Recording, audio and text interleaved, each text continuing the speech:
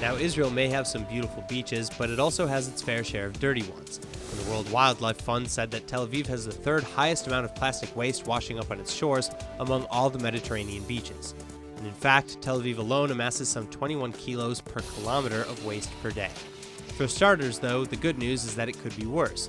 The Seyhan and Seyhan rivers in Turkey, the Po River in northern Italy, and the Nile River in Egypt were all ranked as having the highest amount of plastic waste among its beaches in the Mediterranean, especially as the Mediterranean has become a dumping ground for plastic in recent years, with the entire region producing 24 million tons of junk.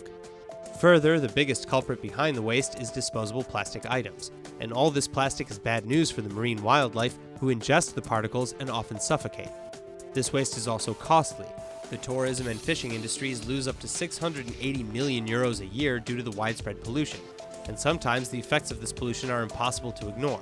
Just this week, for example, a cow's carcass washed up along the Tel Aviv beach not once, but twice.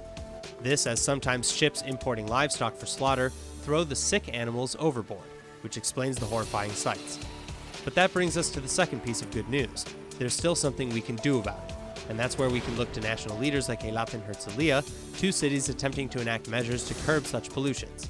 They are the first cities in Israel, for example, to ban plastic disposables on their beaches completely. But this, too, isn't enough. So do your best to use reusable items as often as permitted, and to look for other ways to reduce the amount of waste that we all produce.